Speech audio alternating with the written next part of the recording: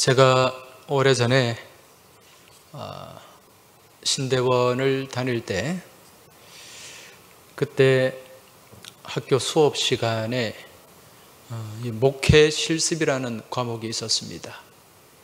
이 목회 실습이라는 과목은 목회 현장에서 직접 목회를 하면서 이제 또 그 목회를 잘 감당하고 있는 목사님들이 오셔서 본인의 그 목회 경험, 또 목회 현장에서 또 우리가 갖춰야 될 모습, 이러한 것들을 가르치고 또 나누는 시간인데, 그때 한 학기 강의를 그 당시에 서울 동안교회 담임 목사님이셨던 이 김동호 목사님, 나중에 높은 뜻 선교회를 만드셔서 또 교회를 여러 곳에 그렇게 학교 안에 개척을 하신 분인데, 이분이 목회 초년병 시절에 본인이 실수를 한 그 실수담을 저희들에게 말씀해 주셨습니다.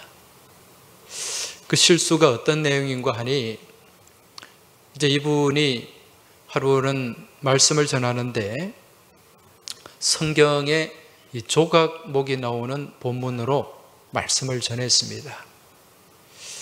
근데 그 당시 목사님이 이 조각목을 어떻게 이해를 했냐면, 이 조각난 나무, 이 쪼개어진 그런 조각난 나무로 이해를 하고, 하나님은 이 조각목처럼 이 모양 저 모양으로 부서지고 조각난 우리들을 다 모으셔서 성전에 언약궤를 만드시고 상도 만드시고 채도 만드셨다, 그런 요지의 말씀을 전했다고 합니다.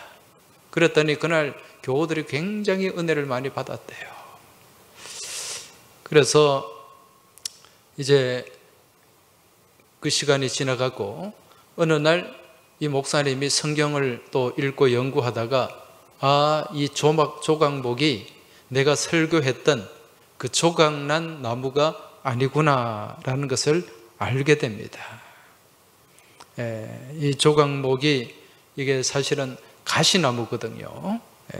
그래서 성도들에게 그렇게 잘못 알고 말씀을 전한 그 사실이 너무도 부끄럽고 죄송했다는 그런 자신의 실수담, 경험담을 저희들에게 말씀해 주셨어요. 한 30여 년이 다 되어 가는데 아직도 제 기억에 생생하게 남아 있습니다. 그러면서 저 또한 그분의 실수를 타산지성으로 삼아서 늘 말씀을 준비할 때 오해가 되지 않고 오역이 되지 않도록 그렇게 나름 최선을 다하면서 이제 준비를 하는데, 그게 저한테는 큰 배움이 되었던 것 같아요. 오늘 우리가 같이 나눌 말씀은 그 당시에 김동호 목사님이 이 조각난 나무로 오해를 했던 이 조각목에 관한 말씀입니다. 오늘 말씀에 보면은 3절에 내가 조각목으로 궤를 만들고, 이렇게 말씀이 나오죠. 자, 이 조각목이 무슨 나무라 그랬죠? 가시나무. 다르게는 성경의 원문에 보면 시띠나무다, 그렇게 기록이 되어 있습니다. 근데 이 시띠나무를 왜 조각목으로 번역을 했을까? 그 이유는 예전에 우리나라 복음이 들어온 초기에 성경을 번역할 때 우리는 중국 성경, 한자 성경을 많이 이렇게 차용을 했습니다. 그래서 이 한자 성경에 보면은 거기에 이 시띠나무를 조각목으로 그렇게 번역을 하고 있어요. 그래서 그 한자 성경의 번역을 그대로 가져와서 우리도 이제 조각목이다, 이렇게 성경에 지금 기록이 되어 있는 거죠. 근데 왜 중국 한자 성경은 이 시띠나무, 가시나무를 조각목으로 번역을 했는가? 이 중국에 조각자 나무라는 게 있어요. 조각자 나무. 이게 우리나라는 잘 없는데 우리나라의 이 주엽나무와 비슷한 나무입니다. 이 주엽나무라고 하는 것은요, 이 이파리가 꼭 아카시아 이파리처럼 생겼어요. 근데 거기에 가시가 좀 이렇게 나와 있는 모습을 보게 되는데, 이 조각자 나무가 그 나무 가운데 가시가 많이 있습니다. 이 조각자라는 것은 이 각이 뿔각지 않습니까? 뿔이고 그 자자가 찌를 자자예요. 이 날카로운 뿔로 가시로 찌른다, 그런 의미가 이 조각자, 조각나무라는 거죠.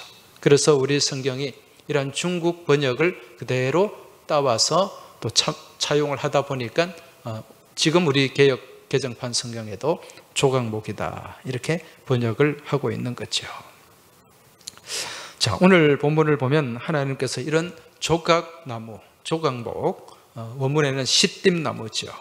이것으로 무엇을 만들 것을 말씀합니까? 무엇을 만들라고 말씀하셨어요? 언약궤, 궤를 만들어라. 그리고 출애굽기 25장, 26장의 말씀을 보면은 이 조각목을 가지고 언약궤도 만들고 성전에 여러 기물을 만들라, 그렇게 말씀합니다. 성전에 상, 이 상이라고 하는 것은 떡을 올려놓는 떡상을 얘기하는 거죠. 상도 만들고 또 이 언약궤, 궤를 만들어서 메고 갈 그 채도 만들고, 또 이 성전에 성소와 지성소 이렇게 나뉘어져 있는데 거기 휘장에 기둥도 조각목으로 만들어라, 그렇게 말씀합니다. 자, 그럼 이 시띠나무가 어떤 나무길래 하나님의 이 귀한 성물 언약궤를 비롯해서 성전에 기물을 만들라고 하는 것인가? 자, 오늘 우리가 이 시띠나무에 대해서 좀 살펴보도록 하겠습니다. 이 시띠나무는 이 중동 지방, 이 팔레스타인 지방의 이 기름진 땅에 자라는 나무가 아닙니다. 이 시띠나무는 주로 어디에서 자생하는가? 광야에서 자라는 나무예요. 여러분, 이 광야가 어떤 곳입니까? 굉장히 메마르고 거친 땅이지 않습니까? 그리고 이 광야에서, 이 메마르고 거친 땅에서 살아남기 위해서 이제 온몸에 뭐가 생깁니까? 가시가 생기는 거예요. 여러분, 이 사막에서 살아남는 그 식물들 보면 대표적인 게 선인장이잖아요. 거기 뭐가 많습니까? 가시가 많다는 거죠. 그래서 영어 성경에서는 이 시띠나무를 아카시아로 번역을 하고 있습니다. 여러분, 아카시아 그러면 뭐가 생각이 납니까? 아카시아 꽃, 꿀, 동고박 과수원길, 아카시아 꽃이 활짝 폈네. 옛날에 또 아카시아 껌도 있었잖아요. 굉장히 낭만적으로 생각하는데 이 아카시아 곁에 가까이 가면 아카시아는 온통 무엇 투성이죠? 가시 투성입니다. 사실 이 아카시아는 원래 우리나라 수종이 아니죠. 과거에 일제강점기 때 일제가 산림 녹화를 한다고 우리나라에 이 아카시아를 많이 심었습니다. 그때 땔감도 부족하고 산도 헐벗어 있었기 때문에 이 아카시아는 어디든지 심어놓으면 잘 자라요. 이거 없애는데 더 힘이 듭니다. 이 뿌리로 번식을 하는데 뿌리가 얼마나 잘 뻗어가는지 몰라요. 이처럼 좀처럼 죽지 않는 강인한 생명력을 가진 나무가 이 아카시아고, 이 아카시아와 비슷한 성질을 갖고 있는 시띠나무가 바로 그렇다는 것입니다. 근데 여러분, 이 가시가 많은 나무, 가시나무의 특징이 있죠. 어떤 특징입니까? 물론 이 가시가 많아서 찌르는 특징도 있지만은 별 제목으로서 가치가 없어요. 이 아카시아 나무로 뭘 할 수 있습니까? 성냥개비나 만들까? 다른 거는 별로 만들 게 없어요. 가구 제목도 되지 않고 집도 지을 수가 없습니다. 시띠나무도 마찬가지예요. 제목으로서 별 가치가 없습니다. 제가 이 시띠나무를 좀 조사를 해봤더니요, 이 시띠나무는, 이 시띠이라는 말이 원래 이 말라서 비틀어진 마른 막대기, 그런 의미가 담겨 있습니다. 이 광야에 수분 없는 곳에서 살다 보니까 이 가지가 앙상해질 수밖에 없고 또 말라서 이제 비틀어진 또 굽은 그런 모습을 갖게 되었다는 거지요. 예전에 그 대중 가수 가운데 하덕규라는 가수가 있었습니다. 그 시인과 촌장이라는 듀엣이에요. 하덕규 또 함춘호, 이 두 분이 이제 같이 이 기타를 들고 노래를 했는데 이 두 분 다 아주 신실한 크리스찬이에요. 그래서 이 하덕규 씨는 지금 목사님이 되었어요. 목사님이 되었고 함춘호 씨도 아마 어느 신학교에서 지금 강의를, 음악에 관한 강의를 하고 있는 걸로 알고 있는데, 이 두 분이 그 당시에 제가 20대죠. 그때 부른 노래 가운데 가시나무라는 노래가 있습니다. 가시나무. 아마 아시는 분들이 많을 거예요. 내 속엔 내가 너무도 많아 당신의 쉴 곳 없네. 이제 그런 가사입니다. 이 가시나무의 가사의 뒷부분을 보면은 이런 가사가 나옵니다. 내 속엔 내가 이길 수 없는 슬픔, 무성한 가시나무 숲 같네. 바람만 불면 그 메마른 가지 서로 부대끼며 울어대고, 이런 가사가 있어요. 이 가사처럼 이 가시나무, 이 시띠나무도요, 이 광야에서 바람이 불면 이 가시가 무성한 이 가지끼리 서로 막 부딪히고 부대끼는 그런 소리가 굉장히 요란하답니다. 아마 이 하덕규 씨가 이 가시나무라고 작곡한 이 노래가 어쩌면 시띠나무가 아닐까, 그런 생각도 해봅니다. 자, 그럼 이 가시나무, 이 시띠나무 가운데 무엇이 담겨 있는가? 우리 인간의 모습, 우리 인간의 실존이 여기에 담겨 있습니다. 한마디로 얘기하면 이 시띠나무가 우리 인생을 닮은 나무다. 또 우리 인생의 모습이 투영되어 있는 나무라는 것을 우리가 알 수 있다는 거지요. 그런데 오늘 말씀해 보면 이러한 시띠나무, 정말 보잘것없고 가치 없는 이 나무로 가장 귀한 하나님의 말씀을 담는 언약궤를 만들라고 말씀하고, 또 성전에 귀한 기물을 만들 것을 명령하고 있습니다. 여러분, 귀한 이 성전, 하나님의 이 거룩한 성전에 기물을 만드는데 좋은 나무들이 많잖아요. 특히 레바논의 백향목, 얼마나 귀한 나무입니까? 그런 백향목을 가지고 정말 멋지게 그렇게 만드는 것이 아닌 아주 시띠나무와 같이 천하고 아주 부족하고 가치 없는 이런 재료를 가지고 지금 하나님의 성물을 만들어라, 말씀을 담는 언약궤를 만들어라. 자, 그렇게 말씀합니다. 이유가 뭘까요? 여기에는 하나님의 놀라운 뜻이 담겨 있습니다. 여러분, 이 시띠나무에는 누구의 모습이 투영되어 있다 그랬습니까? 우리의 모습, 나 자신의 모습입니다.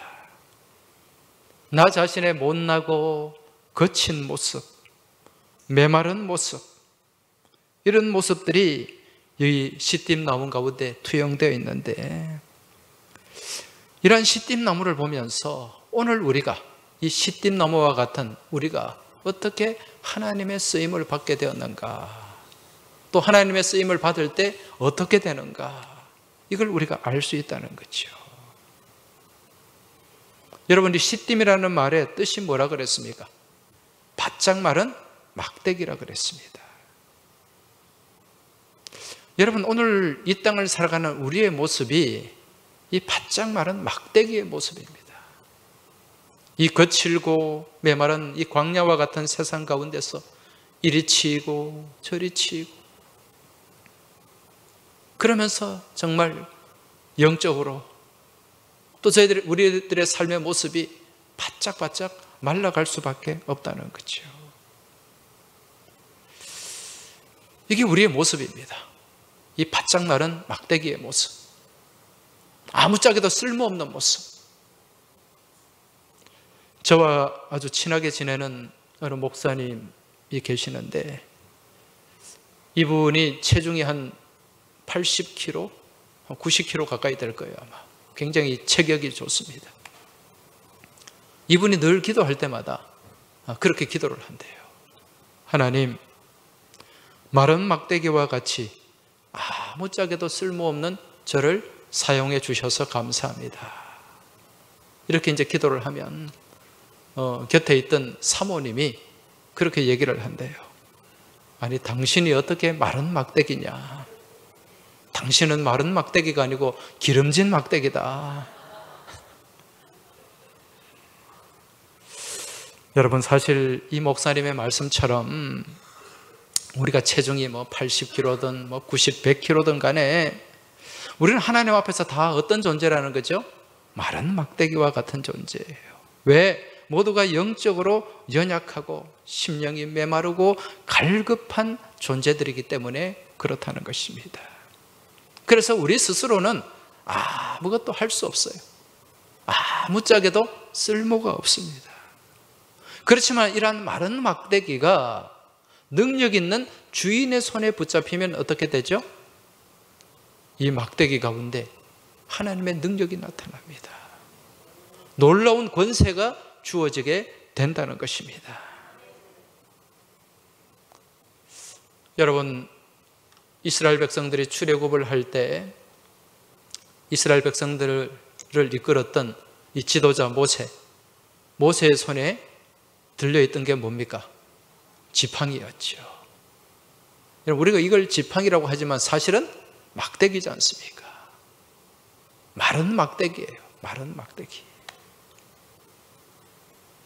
그런데 이 모세에 들려있던 이 마른 막대기, 이 지팡이, 정말 아무런 생명력도 없고 쓸모없는 거예요. 그냥 짚고 다니는 거죠. 그런데 모세가 이 막대기, 이 마른 막대기를 들고서 하나님 앞에 기도했을 때 이 막대기가 이 주의 종 모세의 손에 붙잡혔을 때 어떤 일이 일어났습니까? 무슨 일이 일어났어요? 홍해가 갈라졌지 않습니까? 홍해가. 출애굽기 14장 16절 말씀을 한번 보면은요, 지팡이를 들고 손을 바다 위로 내밀어 그것이 갈라지게 하라. 이스라엘 자손이 바다 가운데서 마른 땅으로 행하리라. 무엇을 들고? 지팡이를 들고. 네. 손을 바다 위로 내밀어라. 이 지팡이가 누구의 손에 잡혀 있죠? 모세의 손에 잡혀 있잖아요. 하나님의 손에 잡혀 있잖아요. 그러니까 이 출애굽기 14장 21절에 보면 모세가 바다 위로 손을 내밀매 여호와께서 큰 동풍이 밤새도록 바람을 물러가게 하시니 물이 갈라져 바다가 마른 땅이 된지라. 할렐루야. 놀라운 기적이 일어난 거예요.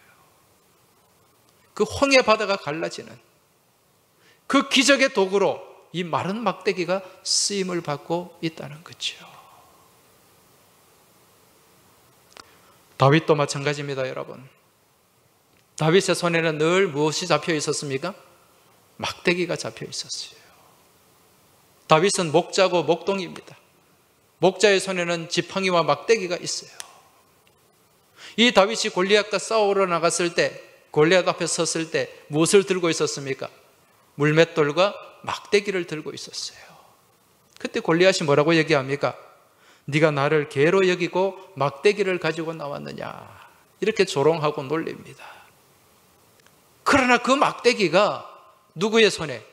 다윗의 손에, 하나님과 함께하는 다윗의 손에 붙잡혔을 때 그 거인 골리앗을 쓰러뜨리는 능력의 도구, 승리의 도구가 될 수 있었다는 것입니다. 여러분, 이것은 오늘 우리들 또한 마찬가지입니다.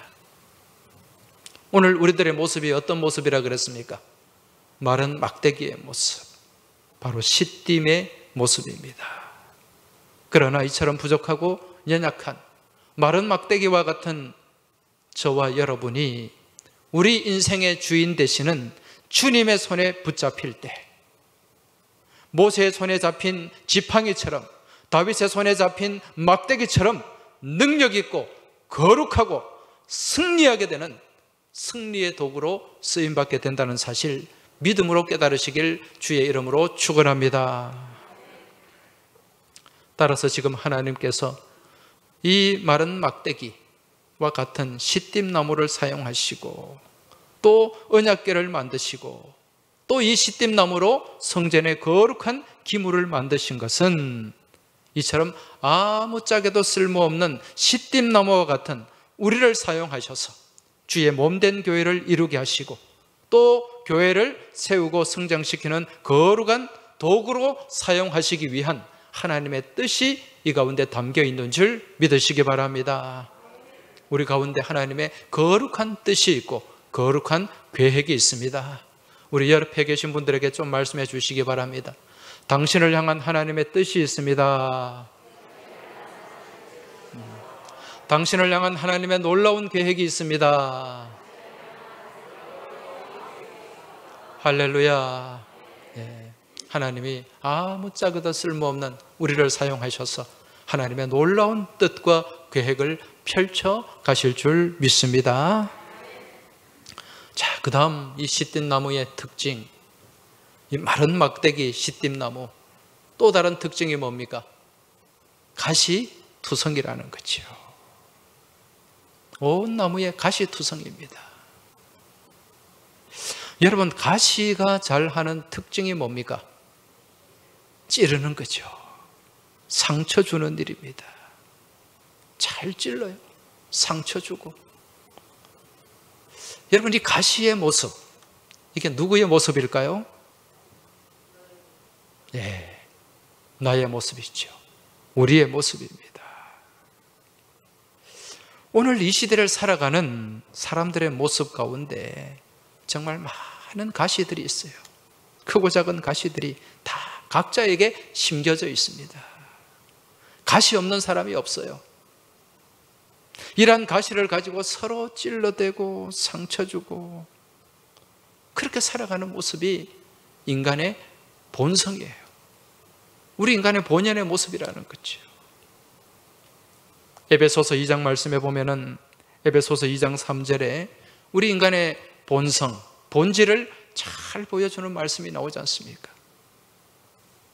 전에는 우리도 다 그 가운데서 우리 육체의 마음을 따라 지내며 육체와 마음에 원하는 것을 하여 다른 이들과 같이 본질상 진노의 자식이었더니 본질상 진노의 자녀였다.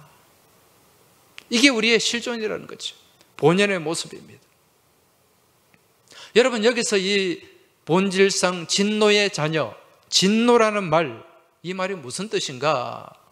이 말이 헬라어로 올게라는 단어인데 이 올게라는 단어는요, 화, 복수, 증오라는 뜻이 담겨 있습니다. 여러분, 우리 인간이 살아가면서 상대방에게 이 화를 내고 증오심을 갖고 복수를 하려고 하는 것, 이게 다 무엇입니까? 이게 다 상대방에게 상처를 주고 아픔을 주고 눈물을 흘리게 하는 가시라는 거죠. 본질상 우리는 가시를 가지고 있는 존재들이에요. 내가 누군가로부터 상처를 받고 찔림을 받으면 나는 더 크게 찌르고 더 아프게 찌르려고 하는 그런 날카로움이, 잔인함이 우리 가운데 담겨 있다는 거예요. 이게 가시의 속성입니다. 그렇기 때문에 뭐 누구에는 가시가 있고 없고가 없어요. 다 서로 가시를 가지고 서로 부대끼고 부딪히며 살아가는 존재예요. 그러면서 찌르고 상처를 주고 심지어는 그 가시를 가지고 자기를 막 찔러대고 괴로워하기도 한다는 것입니다. 이게 우리 시띠, 이 시띠 나무의 모습이 우리의 모습입니다. 근데 하나님이 어떻게 하셨어요? 이처럼 모나고 가시투성이인 우리를 하나님의 무엇으로 택하셨다? 무엇으로 택하셨다고요? 자녀로 택하셨어요. 그리고 우리 주님의 그 십자가와 말씀의 검을 가지고 하나하나 가시를 제거해 주시는 거예요. 그 가시를 제거하고 껍데기를 벗기고 그리고 우리를 성전의 도구로 사용하신 줄 믿으시기 바랍니다. 이게 놀라운 은총이죠. 정말 어메이징 그레이스입니다. 여러분, 그렇기 때문에 교회에서 좀 찔리고 상처받았다고 해서 그 원망하고 불평하지 마시기 바랍니다. 이 날카로운 가시를 가지고 찔러대고 상처 주는 모습, 이게 인간의 본질이라 그랬잖아요. 내가 누군가로부터 상처를 받았으면 나도 나 자신도 모르게 누군가에게 상처를 주었어요. 아픔을 줄 때가 있다는 거죠. 근데 내가 남을 찔러댈 때는 모르는데 내가 찔림을 받을 때는 굉장히 아프잖아요. 우리가 다 똑같은 사람들입니다. 근데 좀 더 긴 가시가 있고 튼튼한 가시가 있어요. 그런 가시한테 좀 찔렸다면 아이고, 저 사람 가시가 세네, 나보다 가시가 세네, 그렇게 생각하시고 아직 저 가시가 좀 덜 제거됐구나, 그렇게 긍휼한 마음을 가지시길 주의 이름으로 축원합니다. 아멘 좀 크게 하이소. 그래서 교회 안에요, 직분이란 가시와는 상관이 없어요. 교회 집사한테도 가시가 있고요, 권사한테도 가시가 있고, 장로한테도 가시가 있고, 심지어 목사한테도 가시가 있습니다. 우리는 이제 이 말씀으로 가시를 잘라내기 위해서 오늘 이곳에 모인 줄 믿으시기 바랍니다. 자, 그래서 우리 하나님이, 우리 주님이 십자가를 가지고 이 가시를 쳐주시고 말씀으로 쳐주시는 거예요. 그러면서 우리가 다듬어지는 것입니다. 그런데 우리가 여기서 깊이 생각해야 될 것은요, 이 시띠나무가 아무리 잘 다듬어지고 또 가시가 제거되더라도 이 시띠나무의 모습만으로는 하나님께 쓰임 받을 수가 없어요. 성전에서 쓰임 받을 수가 없다는 것입니다. 출애굽기 25장 10절에서 11절 말씀에 보면 좀 자세한 말씀이 나오는데 한번 같이 보겠습니다. 출애굽기 25장 10절에서 11절 같이 한번 읽어볼까요? 그들은 조각목으로 궤를 짜되 길이는 2규빗 반, 너비는 1규빗 반, 높이는 1규빗 반이 되게 하고 너는 순금으로 그것을 싸되 그 안팎을 싸고 위쪽 가장자리로 돌아가며 금테를 두르고. 할렐루야. 자, 지금 이 말씀은 조각목으로 궤를 짜되, 이 궤가 무슨 궤라 그랬습니까? 언약궤라 그랬죠. 여기서 이 시띠나무 조각목으로 가시를 다 제거하고 궤를 만듭니다. 그리고 그 궤를 바로 사용하는 것이 아니라 여기에 반드시 쌓아야 될 것이 있어요. 감싸줘야 될 것이 있습니다. 그게 무엇입니까? 순금입니다. 그 뒤에 너는 순금으로 그것을 싸되, 그리고 그 안팎을 싸고 안쪽도 바깥쪽도 다 싸고 위쪽 가장자리로 돌아가며 금테를 두르고. 금으로 싸고 금테를 둘러야 돼요. 그래야 하나님의 도구로, 성전의 도구로 쓰임 받을 수가 있다는 것입니다. 왜 하나님이 금테로 싸라고 하셨을까요? 여러분, 이 금은 영원한 것이죠. 수백 년, 수천 년 되어도 변함이 없습니다. 이 시띠나무, 이 가시나무 연약합니다. 이게 그래서 좋은 나무가 아니에요.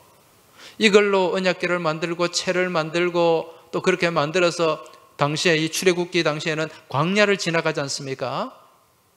광야를 지나가면 여러분, 이 광야에 이 낮에 무엇이 있습니까? 뜨거운 햇볕이 있어요. 그 뜨거운 직사광선, 그 햇볕을 그대로 받으면은요, 이 시띠나무는 비틀어지고 또 점점 이렇게 약해지고 부서지게 됩니다. 쓸 수가 없어요. 그래서 이 겁질을 벗긴 시띠나무를 순금으로 싸줘야 이 태양도 이길 수가 있고요, 또 이 광야의 그 거친 환경에서 이 나무의 그 성질을 그대로 유지할 수 있다는 것입니다. 그래서 시띠나무를 이 순금으로 싸라, 금태를 둘러라, 그렇게 말씀한 거죠. 자, 그렇다면 이 시띠나무가 오늘 우리 누구의 모습을 담고 있다 그랬어요? 우리의 모습, 나 자신의 모습을 담고 있습니다. 이 시띠나무 가운데 순금으로 싸라는 거예요. 나 자신의 모습에 순금으로 싸지고 금태를 둘러야 된다는 거죠. 무슨 얘기입니까? 온몸에 그냥 금목걸이 그냥 걸고 금팔찌, 금발찌, 금으로 그냥 치장하라는 얘기인가요? 그건 아니죠. 여러분, 이 순금, 성경에서 순금이 의미하고 상징하는 분이 누굽니까? 우리 주님 예수 그리스도십니다. 여러분, 예수님이 태어났을 때 동방 박사들이 무엇을 가지고 왔습니까? 황금을 가지고 왔잖아요. 이 황금은 변하지 않고 영원한 것입니다. 영원한 왕으로 오신 예수 그리스도를 나타내고 상징하는 것이 바로 순금이요 황금인 줄 깨달으시기 바랍니다. 그러면 이 시띠나무 가운데 금으로 싸라, 무슨 의미입니까? 우리가 무엇으로 옷 입어야 된다? 예수로 옷 입어야 된다는 것입니다. 우리 안에 예수 그리스도가 계셔야 된다는 것입니다. 우리가 하나님의 자녀로 살아가며 성전의 거룩한 도구로 쓰임받기 위해서는 우리가 주님의 말씀 안에 거하고 말씀을 살아내며 말씀 안에서 주님과 동행하고 주님과 함께하는 삶을 살아야 되는 줄 믿으시기 바랍니다. 이게 누구로 옷 입는 삶이다? 예수로 옷 입는 삶이다. 그래야 우리가 온전히 쓰임받고 우리의 모습을 통해 하나님 영광 드러내게 되는 줄 믿으시기 바랍니다. 예수로 옷 입어야 이 광야와 같이 거친 환경에서 우리가 맞서고 승리하게 되는 줄 믿으시기 바랍니다. 그래서 우리는 금태를 둘러야 돼요. 금으로 감싸줘야 됩니다. 우리 옆에 계신 분들에게 좀 말씀하십시오. 네. 우리 다 같이 금태를 두릅시다. 네. 예수로 옷 입고 삽시다. 네. 그리할 때 우리의 삶이 정말 주님 안에서 이 순금과 같이 빛나는 삶이 되고 또 세상에서 가치 있고 거룩한 존재감을 나타내고 선한 영향을 나타내는 복된 삶이 될 줄 믿습니다. 이제 여러분, 이제 말씀을 마무리할 텐데요.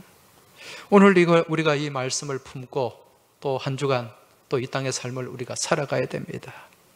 그렇게 살아가면서 계속해서 잊지 말아야 될 게 있어요. 그게 뭡니까? 나는 누구다? 나는 누구다? 시띠나무다. 나는 가시나무다. 가시나무는 아무런 가치가 없고 정말 보잘것없는 그런 존재라고 말씀드렸습니다. 그리고 이 교회 공동체는 무엇으로? 누가 모인 것이다? 가시나무가 모인 것이다. 그래서 말씀드린 것처럼 좀 찔려도 상처받아도 또 피를 흘리기까지 해도 여러분 시험 들지 말고 교회가 왜 그래? 권사가 왜 그래? 장로가 왜 그래?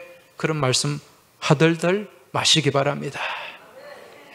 나도 똑같다 그렇게 생각하시고 이제 우리가 무엇으로 다듬어져야 돼요?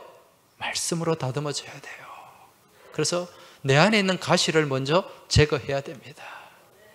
가시를 다 제거하고 그 껍질이 벗겨져야 돼요. 여러분이 껍질이 벗겨지고 새로워지는 걸 뭐라 그럽니까? 개혁이라 그러잖아요. 개혁. 이 고칠 개자 가죽 혁자잖아요. 가죽을 벗겨내는 거예요. 껍질을 벗겨내는 거예요. 말씀으로 내 안에 있는 더러운 모습들을 다 벗겨내야 됩니다. 가시투성인 내 모습 가운데 있는 가시를 다 쳐내야 된다는 거죠. 무엇으로? 말씀의 검으로. 그리고 무엇으로 감싸줘야 됩니까? 황금으로, 순금으로 감싸줘야 돼요. 무엇으로 옷 입어야 된다? 예수로 옷 입어야 된다. 말씀으로 옷 입어야 됩니다. 그리고 감사하시기 바랍니다. 나같이 못난 인간, 부족한 인간, 마른 막대기와 같은 나 같은 인간을 하나님의 자녀로 선택해 주시고 자녀로 살아가게 하시고 내 모습, 이 부족한 모습 가운데 예수 그리스도의 순금의 옷을 입혀주시고 하나님의 거룩한 도구로 쓰임받고 살아갈 수 있는 은총을 주신 것, 여러분 이것을 늘 기억하고 잊지 마시고 여기에 감사하며 나아가고 살아가는 여러분과 저의 복된 삶이 될 수 있길 주의 이름으로 축원합니다. 하나님 아버지 감사합니다. 오늘 저희들에게 이 시띠나무의 모습을 바라보게 하시고 이 시띠나무를 통하여 저희들의 본연의 모습, 실존의 모습을 깨닫게 하시니 감사합니다. 아버지 하나님, 아무짝에도 쓸모없는 마른 막대기와 같은 저희들 하나님이 불러주시고 자녀 삼아주셔서 예수의 거룩한 옷을 입혀주셔서 성전의 도구가 되게 하시고 주의 나라와 또 주의 도구로 쓰임받게 하셨는데 이 은총에 감사하며 감격하며 또 이 한 주간 믿음 안에서 말씀 붙잡고 복되게 살아가는 저희 모두가 될 수 있길 소망하며 우리 주님 예수 그리스도 이름으로 기도하옵나이다. 아멘.